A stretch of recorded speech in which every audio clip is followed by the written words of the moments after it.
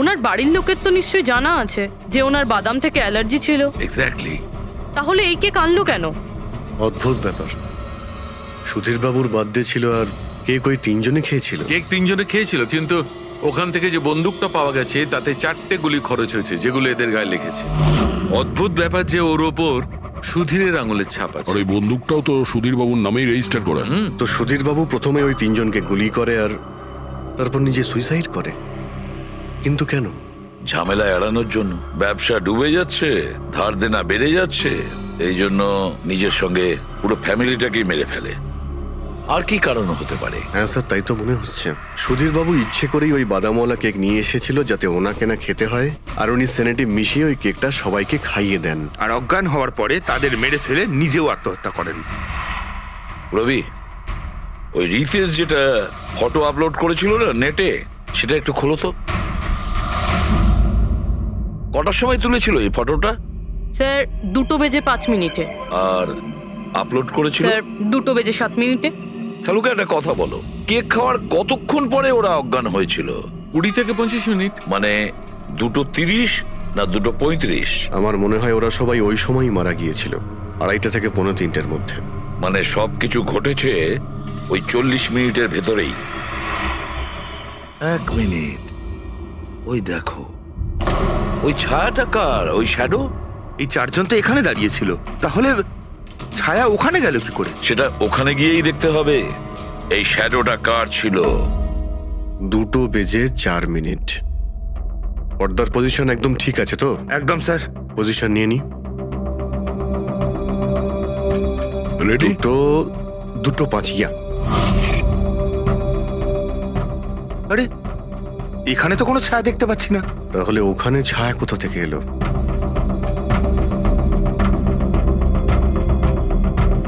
রোদটা এই দিক থেকেই আসছে। রবি, তুমি ওইখানটা গিয়ে দাঁড়াও তো। ব্যাস।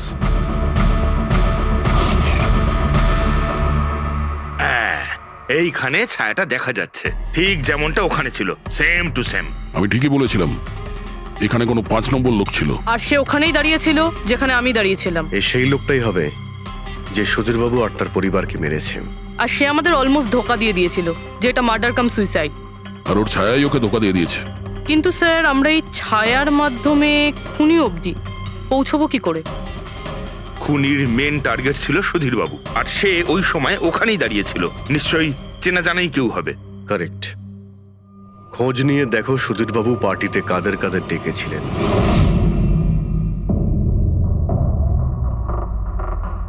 স্যার, আমি পড়ি। তুমি সুধীরের এক্সিকিউটিভ অ্যাসিস্ট্যান্ট? হ্যাঁ স্যার, আমি Jahnavi. Marketing head. Yes sir.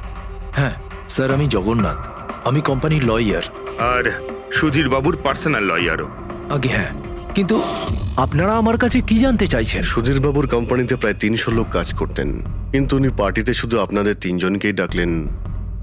এরকম কিসের বিশেষ সম্পর্ক ছিল আপনাদের সঙ্গে সুধীর বাবুর? স্যার, আমি আগেও বলেছি যে আমি ওনার এক্সিকিউটিভ অ্যাসিস্ট্যান্ট।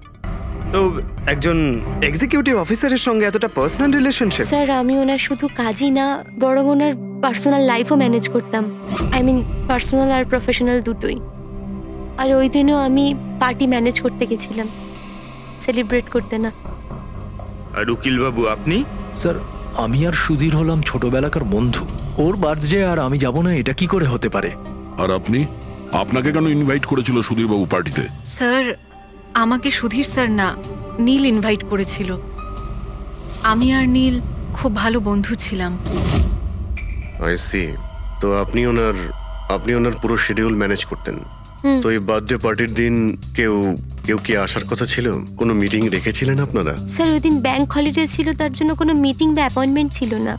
আর ওনার বার্থডে ছিল, তাই উনি পুরো দিন ওনার ফ্যামিলির সাথেই কাটাতে চাইতেন। দুপুর 2 থেকে 3টের মধ্যে আপনারা কোথায় ছিলেন?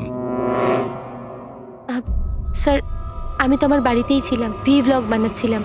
ব্লগ? Video blog. আমার একটা ইন্টারনেট চ্যানেল আছে যেখানে আমি ভিডিও বানিয়ে আপলোড করি। স্যার, আমি বাড়িতে ঘুমোচ্ছিলাম, আমার শরীরটা ঠিক ছিল না। স্যার, আমি আমার ফ্যামিলির সাথে ফিল্ম দেখতে গিয়েছিলাম। আচ্ছা, কিছুদিনের মধ্যে সুধীর বাবুর ব্যবহারে কোনো পরিবর্তন দেখেছিলেন আপনারা? হ্যাঁ স্যার, আমি একটা জিনিস নোটিস করেছিলাম। স্যার, আজ থেকে ঠিক 1 মাস আগে আমাদের মিটিং চলছিল।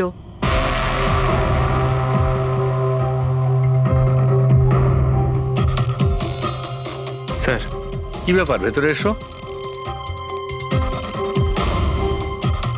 ঠিক আছে, তুমি যাও।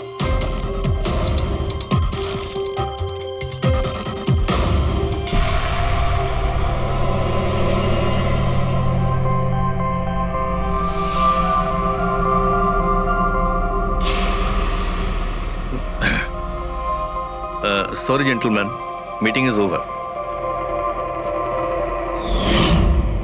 বাচ্চাদের পোশাক? Yes sir. আচ্ছা, আর কিছু নোটিস করেছিলেন আপনারা? কোনো কোনো অদ্ভুত কিছু? হ্যাঁ স্যার, এই 2 সপ্তাহ আগে উনি আমাকে বলেছিলেন যে উনি ওনার দলিল চেঞ্জ করতে চান। উইল বদলাতে চাইছেন কেন? জানি না স্যার, ওনার দলিলে 3 জন মানুষের নাম ছিল, একজন ওনার স্ত্রী মায়া আর 2 জন ওনার ছেলে, কিন্তু উনি চতুর্থ একজনের নাম জুড়তে চাইছিলেন, অ্যাড করতে কি চাইছিলেন। কি নাম ছিল ওই চতুর্থ জনের? ওনার নাম তো উনি বলেননি। আপনি কি উইলটা বদলেছিলেন? আসলে আমি পেপার সব তৈরি করে দিয়েছিলাম, ব্যাস নাম ভরে ওতে সুধীরকে সই করতে হতো। জানি না কি হলো, হঠাৎ নিজের বার্থডের কিছুদিন আগে ও আমাকে বলল যে দলিল বদলাতে চায় না, ওই পুরনো দলিলটাই থাকবে। ঠিক আছে, এই চতুর্থ ব্যক্তি আবার কোথা থেকে এলো যার নাম সুধীর বাবু নিজের উইলে ইনক্লুড করতে চেয়েছিলেন? সুধীরজির মৃত্যুর এই চতুর্থ জনের সঙ্গে কোনো কানেকশন থাকতে পারে। আমার তো এটাই কিছুতে মাথায় ঢুকছে না। বাচ্চাদের পোশাক কেউ কাউকে কেন পাঠাতে যাবে? বাচ্চাদের জামা কাপড় পাঠানো হয়েছিল, তাহলে ওই এনভেলপটা কোথায় গেল? সুধীর বাবুর রুমটা তো আমরা ভালো করে চেক করেছি, ওখানে তো কিছুই পাইনি আমরা। বাড়িতে নয় তো অফিসে?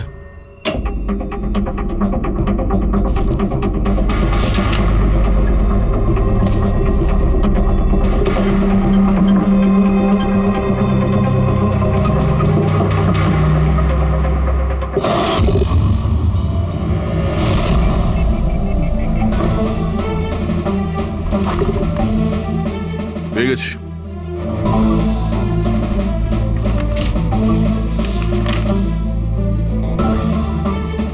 আরে, এতে তো দেখছি কোনো পোস্টাল স্ট্যাম্প বা যে পাঠিয়েছে তার নামই নেই। তাহলে পার্সেল এখানে পৌঁছলো কি করে? মনে হচ্ছে এই এনভেলপটা সোজা কেউ কোম্পানির পোস্ট বক্সে ঢেলে দিয়েছিল।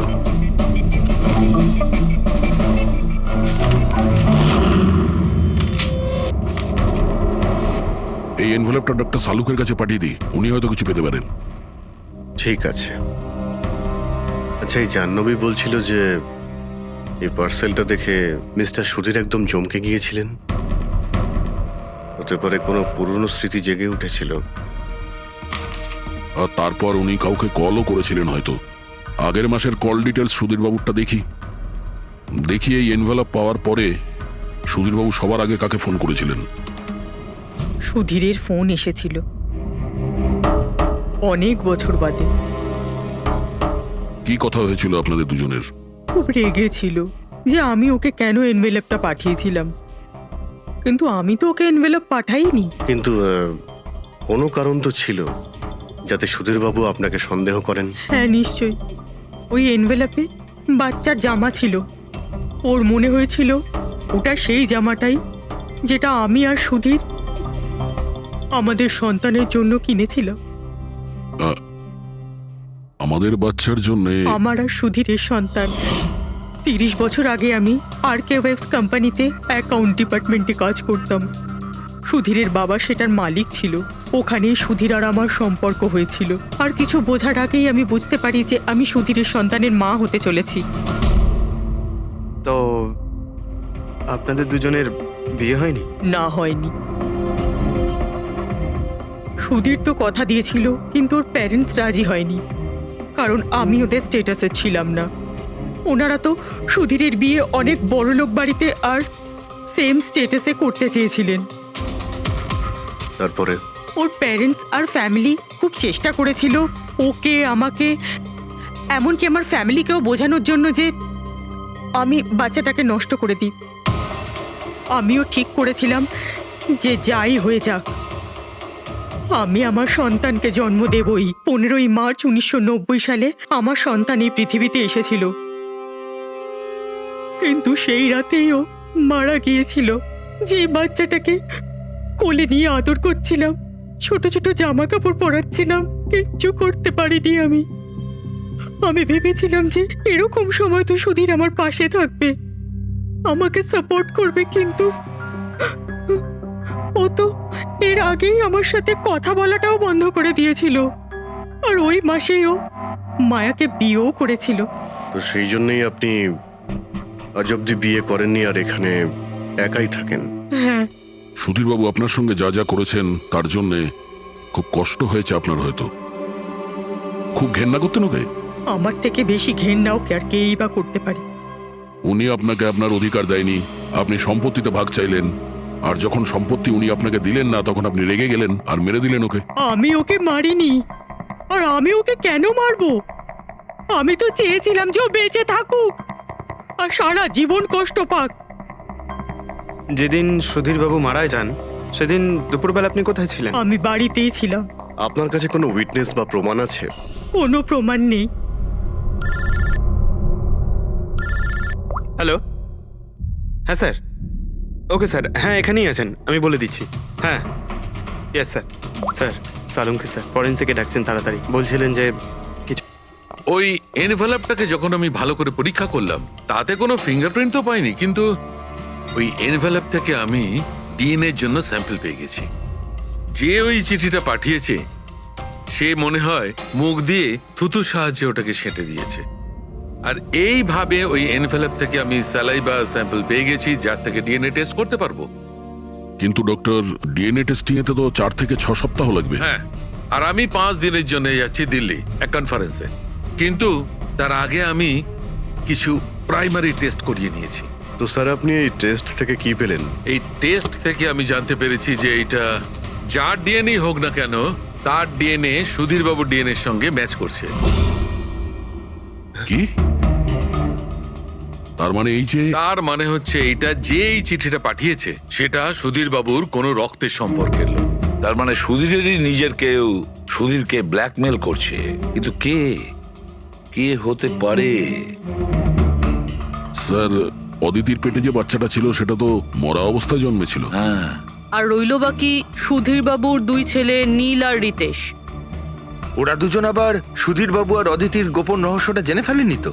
হতে পারে তার জন্যই ব্ল্যাকমেল করছিলেন, বাচ্চাগুলোর পোশাক পাঠিয়ে। আচ্ছা স্যার, ওই যে বাচ্চাদের পোশাক পেয়েছিলাম ওগুলো কি সত্যি পুরনো নাকি ময়লা টয়লা করে পুরনো দেখানোর চেষ্টা করা হয়েছে? আমি ওগুলোকে স্পেশালাইজড ল্যাবে পাঠিয়ে দিয়েছি চেক করার জন্য, তাড়াতাড়ি জানা যাবে। আচ্ছা, পুরবি সুধীরবাবুর ছেলের ব্যাপারে কি জানতে পেরেছো? কি করতো? স্যার 1 বছর আগে সুধীরবাবু নিজের কোম্পানিতে নিজের ছেলেদেরকেই বোর্ড মেম্বার বানিয়েছিলেন, আর তারপর থেকেই কোম্পানি লসে যেতে শুরু করলো। ওরা কোম্পানির টাকা নিয়ে নিজেরাই নয়ছয় করতো, দামি দামি গাড়ি, প্রচুর শখ মেটাতো, সবকিছু করতো শুধু কাজ বাদ দিয়ে। কিন্তু স্যার সুধীরবাবু তার ছেলেদের খুব ভালোবাসতেন, দুজনের জন্য আলাদা আলাদা বাংলো। আচ্ছা, এটা নয় তো যে ওদের দুজনের মধ্যেই কেউ ওই এনভেলপটা লেটার বক্সে ফেলেছিল? কিন্তু একটা কথা কিছুতেই মাথায় ঢুকছে না, এই ব্ল্যাকমেলিং কেন? আরে ভাই, টাকার জন্য। কোম্পানি ডুবে যাচ্ছিল। কারেক্ট। কোম্পানি কাঙাল হওয়ার আগে যা কিছু গুছিয়ে নিতে পারো গুছিয়ে নাও। যদি সুধীরবাবুর 2 ছেলে তাদের বাবাকে টাকার জন্য ব্ল্যাকমেল করে থাকে তাহলে নিশ্চয়ই ওনার ব্যাংকের অ্যাকাউন্টে নিশ্চয়ই টাকা এসে থাকবে, খুব বড় রকমের ফিগার। একটা কাজ করো, এই দুজনের পার্সোনাল অ্যাকাউন্ট, কোম্পানি অ্যাকাউন্ট সব চেক করো, দেখো কোনো বড় অ্যামাউন্ট এসেছিল কিনা। স্যার, স্যার কিছু পেয়েছি স্যার। আরকে উইপস ইন্ডাস্ট্রি থেকে কোটি টাকা ট্রান্সফার হয়েছে স্যার। কার অ্যাকাউন্টে ট্রান্সফার হয়েছে? 1 মিনিট দেখছি। এগুলো রিতেশ আর নীলের অ্যাকাউন্টই হবে? না স্যার, প্রাইভেট অ্যাকাউন্ট, রেচেলের নামে। কোন টাকা? আপনারা কি নিয়ে কথা বলছেন? আমি কিচ্ছু জানি না। কোন টাকা? সেই টাকাটা যেটা আরকে উইপস এর অ্যাকাউন্ট থেকে তোমার অ্যাকাউন্টে ট্রান্সফার হয়েছে। এবার কিছু মনে পড়েছে? ওটা তো আমার স্যালারি, আমি ওখানে কাজ করতাম। স্যালারি? 11 কোটি স্যালারি? হ্যাঁ, তাও আবার 2 সপ্তাহের। ওই হিসাবে তো তোমার মান্থলি স্যালারি 22 কোটি টাকা হবে। কি কাজ কি করো তুমি? ব্ল্যাকমেলিং এর কাজ। তুমি আর রিতেশ দুজন মিলে সুধীর বাবুকে ব্ল্যাকমেল করছিলে। দেখো রিচেল, আমরা খুব ভালো করেই জানি যে তুমি আর কে কোম্পানিতে একদিনের জন্যও কাজ করনি। এবার পরিষ্কার করে সত্যিটা বলবে নাকি? রিতেশ কিন্তু আর নেই, তাই যত শাস্তি সব তোমাকেই কিন্তু পেতে হবে। ব্ল্যাকমেলিং আর এক্সটর্শনের শাস্তি জানো তুমি? আমি কাউকে ব্ল্যাকমেল করিনি। তাহলে সুধীর বাবু কি তোমাকে 11 কোটি টাকা এমনিই দান করে দিলেন? সুধীর আঙ্কেল তো ওই টাকা ট্রান্সফারই করেননি। তাহলে কে করেছিল? আমার বয়ফ্রেন্ড রিতেশ। ও আমাকে বলেছিল যে ওর কোম্পানির টাকা ও কিছুদিনের জন্য অন্য কোথাও রাখতে চায়। অন্য কোথাও? কেন? জানি না, আর আমি জিজ্ঞাসাও করিনি। তুমি রিতেশকে জিজ্ঞাসা করনি, আর যখন রিতেশ মারা গেল তখন পুলিশকেও বলনি। আমি ভেবেছিলাম যে রিতেশ তো আর বেঁচে নেই, তাই তাই টাকাগুলো আমি রেখে দিই। কেউ কি করে জানতে পারবে? কিন্তু সুধীর বাবুর ফ্যামিলিকে মারতে পারে কারা? পরি তো ভিডিও বানাচ্ছিল, আর জাহ্নবী অসুস্থ ছিল, আর জগন্নাথ নিজের ফ্যামিলির সঙ্গে ফিল্ম দেখছিল। কিন্তু অদিতির ব্যাপারে আমি কিছুই বুঝতে পারছি না। কিন্তু কে হতে পারে যে সুধীর বাবুকে এনভেলপ পাঠায়, ওই প্যাকেটটা পাঠায়? সে কে? ওর নামটা সুধীর বাবু উইলে লিখতে চেয়েছিলেন, কিন্তু লেখেননি। সে কে?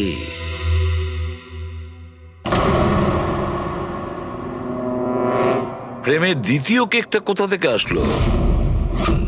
হ্যাঁ স্যার, এখানে দুটো কেক। সেটাই তো, যখন বার্থডে ছিল সুধীর বাবু তার নিজের ফ্যামিলির সঙ্গে, ছোট কেকটা কেন কাটতে যাবে যেখানে এত বড় কেকটা রয়েছে এর সামনে?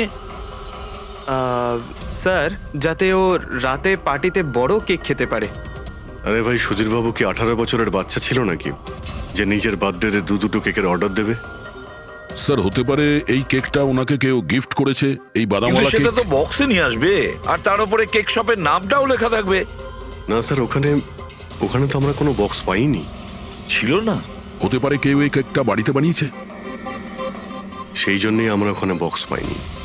কিন্তু এই আমন্ড দেওয়া কেক পাঠালোটাকে?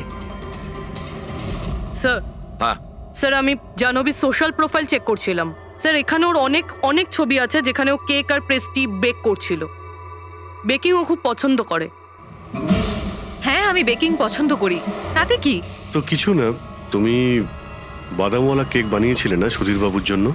আমি যখন জানি যে ওনার বাদামে অ্যালার্জি, তাহলে আমি ওনার জন্য বাদাম কেক কেন বানাবো? কারণ তুমি চাইছিলে যে উনি কেকটা না খান, যদি খেতে অজ্ঞান হয়ে যেত না। আর তুমি চাইতে যখন তুমি ওকে মারবে তখন যেন ওর জ্ঞান থাকে, কষ্ট পায় তোমার সামনে, প্রাণ ভিক্ষা করে, তাই না? আরে আমি সুধীর আঙ্কেলকে কেন মারবো? তুমি কেকের মধ্যে সেনেটিভ মেশাওনি রিতেশ, নীল আর মায়াকে মারার জন্য? আপনারা এইসব কি বলছেন বলুন তো? ব্যাস ব্যাস, অনেক হয়েছে। তুমি বলেছিলে না যে ওই দিন তুমি অসুস্থ ছিলে আর বাড়িতেই ছিলে? কোথাও তুমি যাওনি। তুমি পার্টিতে কিভাবে গিয়েছিলে কিনা পার্টিতে? আমি সত্যি 2-3টে পর্যন্ত ঘুমিয়েছিলাম। তারপর ঘুম থেকে ওঠার পর আমার মনে হলো যে আমি একটু বেটার ফিল করছি, আর তাই আমি পার্টিতে চলে যাই। এতে আমার কি অন্যায়? তুমি যদি রাত 2টা থেকে 3টে অবধি সত্যিই ঘুমিয়েছিলে, তাহলে 2:30টার সময় যখন সুধীর বাবু মারা যান তখন তোমার মোবাইল ওনার ঘরের সামনে গেল কি করে? দেখো জাহ্নবী, মিথ্যে বলে কোনো লাভ নেই। আমরা তোমার মোবাইলের রেকর্ড চেক করে দেখেছি। যে সময় সুধীর বাবু মারা যান সেই সময় তোমার ফোনের লোকেশন ওনার বাড়ির কাছেই ছিল। এবার সত্যি বলবে নাকি আরো টাইম ওয়েস্ট করতে চাও? আমি আর নীল একে অপরকে ভালোবাসতাম। আমরা ভেবেছিলাম যে নীলের বাবার বার্থডে, আমাদের কাছে একটা ভালো সুযোগ ছিল ওনাকে আমাদের ব্যাপারটা বলার, আর সেই জন্যই আমি ওখানে যাই। ওখানে গিয়ে নীলকে অনেকবার কল করি, প্রায় 1 ঘন্টা ওখানে ছিলাম আমি, কিন্তু নীলের কোনো কল আসেনি। আমি ভেবেছিলাম নীল হয়তো সময় পাচ্ছে না আমাকে কল করার। মিথ্যে কথা। তোমার মনে হয়েছিল নীল তোমাকে ঠকাচ্ছে, সেই কারণে তুমি ওকে আর ওর পুরো ফ্যামিলিকে মেরে দিয়েছো। আপনারা কি বলছেন বলুন তো? আমি বেকিং করতে ভালোবাসি, তার মানে তো এটা নয় যে খুনটা আমি করেছি। ইন্টারনেটে রেসিপি দেখে তো যে কেউ কেক বানিয়ে ফেলতে পারে। কেক বানানো কি এমন কঠিন কাজ? আর রিতেশের গার্লফ্রেন্ড রেচেল, ও তো বেকিং করে, আপনারা ওকে কি কেন কিছু জিজ্ঞেস করছেন না? সবাইকে জিজ্ঞেস করবো আমরা। ডাকো সবাইকে। ভীষণ ইন্টারেস্টিং কেস এটা। এরকম খুব কম হয় যে এতজনের কাছে একটা লোকের প্রাণ নেওয়ার জন্য সুযোগও আছে আর মোটিভও আছে। আপনারা আবার? আরে স্যার, আমি কেন মারবো ওনাকে? আপনি নীলকে বিয়ে করতে চেয়েছিলেন, ওর ফ্যামিলির লোকেরা রাজি হয়নি। এ তো খুব বড় একটা কারণ খুন করার। আর সুধীর বাবুর ফ্যামিলির জন্য আত্মমর্যাদা, সোশ্যাল স্ট্যাটাস অনেক গুরুত্বপূর্ণ ব্যাপার ছিল। এর সবচেয়ে বড় এক্সাম্পল অদিতি দেবী। আর সুধীর বাবু এই নিজের সম্পত্তি আর স্ট্যাটাসের জন্য আপনার জীবন নষ্ট করে দিয়েছেন। তাহলে আপনার থেকে বেশি ঘৃণা আর কে করতে পারে? আমার কাছে পয়সার কোনো মূল্য নেই, আর না কোনো বিষয়ে রিগ্রেট। আফসোস তো তোমার হওয়ার কথা রাচেল। এখানে তো 5,000 টাকার জন্য মানুষ মানুষকে খুন করে, আর তুমি তো বসে বসে 11 কোটি টাকা পেয়েছো। আর আপনি, আপনার হাতে তো সুধীর বাবু তার লাইফের রিমোট কন্ট্রোল দিয়ে দিয়েছিল। আপনি সবই জানতেন ওনার ব্যাপারে, এটাও জানতেন যে উনি ওনার গানটা কোথায় রাখেন। দেখুন, আপনাদের যা ইচ্ছে বলতে পারেন। আমি আপনাকে আগেও বলেছিলাম যে আমি সেদিন ঘরে ভিডিও ব্লগ বানাচ্ছিলাম, চাইলে আমার ফোনও চেক করতে পারেন। হ্যাঁ হ্যাঁ, নিশ্চয়ই। ওই দেখি, জানা তো যাবে কিভাবে ভিডিও ব্লগ বানানো যায়।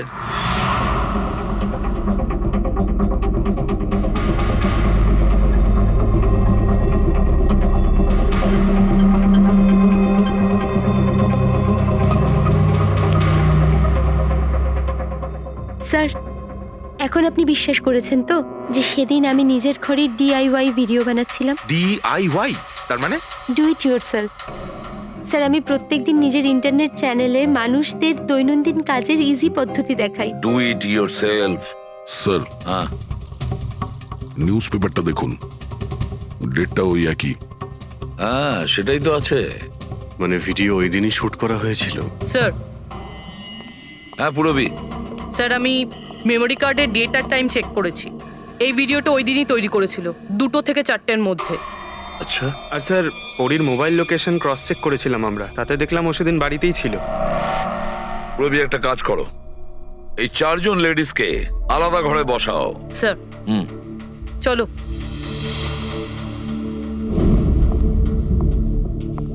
স্যার, কি ভাবছেন আপনি? সমস্ত প্রমাণ তোর পক্ষেই দেখছি। এই কেসটা তো আমি অন্ধকারে ডুবে যেতে দেখছি। ঠিক একটা কথা তো পরিষ্কার, যখন অন্ধকার হয় তখন কোনো ছায়া পড়ে না। কিন্তু আমার মনে হয় এই পুরো কেসটাই ছায়ারই খেলা। সানডাইল জানো তো? সানডাইল এই জিনিসটা আসলে সূর্যের আলো কোন দিকে যায় সেই অনুযায়ী টাইমটা দেখায়। হ্যাঁ, সানডাইল এমন একটা জিনিস যেটা থেকে আমরা আকাশের সূর্যের পজিশনটা বুঝতে পারি, যেটা থেকে আমরা সময়টা আন্দাজ করতে পারি। এবার দেখো, আমাদের পৃথিবী ঘুরতে থাকে আর সেই জন্য সূর্যের অ্যাঙ্গেলটাও বদলে যায়, যেটার কারণে সানডাইলে ছায়ার পজিশনটা বদলাতে থাকে। এটা তো মাথায় ঢুকে গেছে স্যার, কিন্তু এটার এই কেসটার সাথে কি সম্পর্ক বলুন এর তো? সঙ্গে সম্পর্ক আছে ফেডরিক। পরি,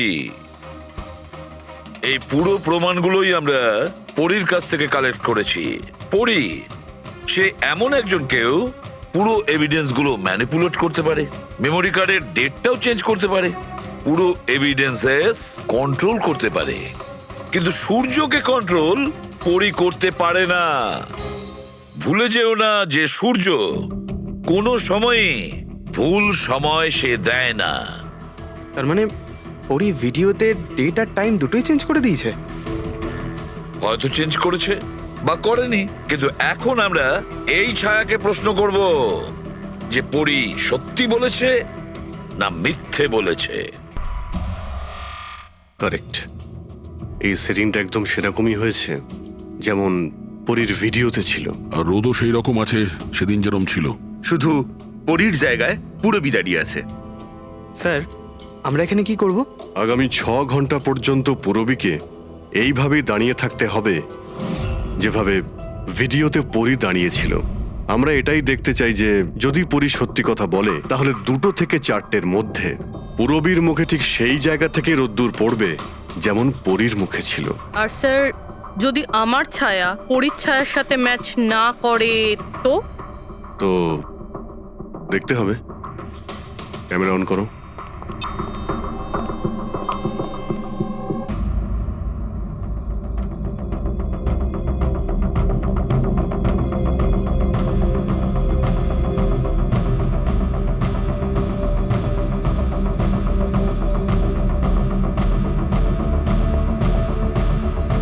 চলো, গুড। ওকে, পুরোপুরি রিল্যাক্স। আচ্ছা, কি আছে এই ভিডিওতে? আরে দেখতে দাও ভাই।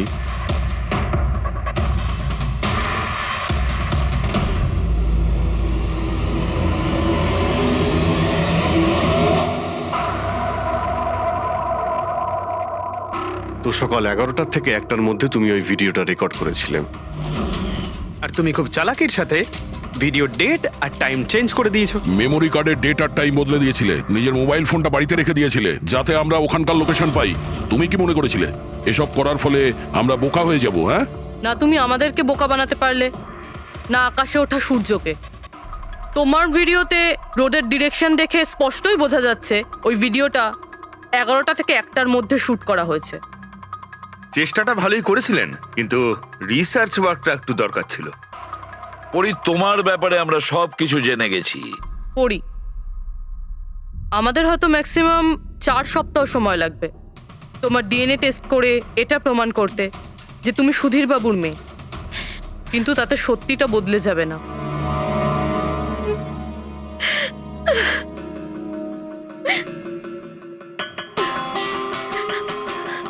আমি ওনাকে মারতে চাইতাম না, একদমই মারতে চাইতাম না ওনাকে। আমি তো শুধু এইটুকু চাইতাম যে উনি আমাকে স্বীকার করুক। ছোট থেকে এখনো অবধি আমি অনাথ আশ্রমে বড় হয়েছি, তার জন্য একটা ফ্যামিলি চাইতাম আমি। তুমি সুধীর বাবুর ব্যাপারে জানতে পারলে কিভাবে?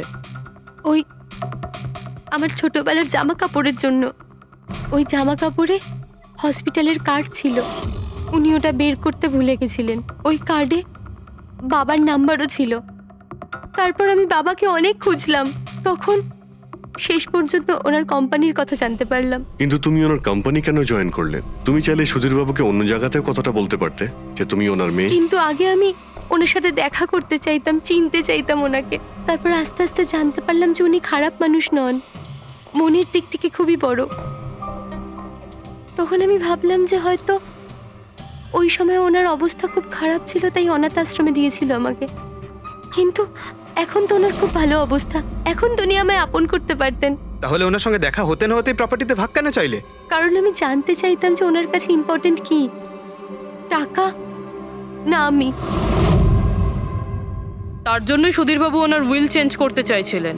হ্যাঁ, আর এটা শুনে আমি খুব খুশি হয়ে গেছিলাম। কিন্তু সুধীর বাবু তার সিদ্ধান্ত বদলে ফেলেছিলেন, যেটা তুমি সহ্য করতে পারোনি। স্যার, ও সব ওনার ওয়াইফ আর ওনার মেয়ের জন্য হয়েছিল। ওরা এটা সহ্যই করতে পারছিল না যে বাবা আমার নাম উইলে অ্যাড করছিল। অর্থাৎ আরো একবার সুধীর বাবু আপনাকে মেনে নিতে অস্বীকার করলেন। হ্যাঁ, আর এইবারও ঠিক ফ্যামিলির জন্যই। উনি একদম বদলাননি, উনি একদম ঠিক আগের মতোই ছিলেন। সেলফিশ, সুবিধাবাদী, দায়িত্বজ্ঞানহীন। সহজভাবে নিজের ভাগটা পাননি বলে ওনাকে ব্ল্যাকমেল করতে শুরু করে দিলেন। না, আমি যখন ওনাকে প্রথম এনভেলপ পাঠিয়েছিলাম তখন আমার এরকম উদ্দেশ্য ছিল না। আর না আমি এতটাই বোকা যে এনভেলপ নিজের মুখ দিয়ে সিল করব। আমি তো এটাই ভাবতাম যে অ্যাটলিস্ট উনি আমাকে নিজের ফ্যামিলিতে ইনক্লুড করুক, আমার নিজেরও একটা ফ্যামিলি হোক। আর তার জন্যই আমি বাবার জন্মদিনের দিন নেশাযুক্ত ওষুধ দিয়ে বাদামের কেক নিয়ে ওনার বাড়িতে গেছিলাম। Happy birthday to you.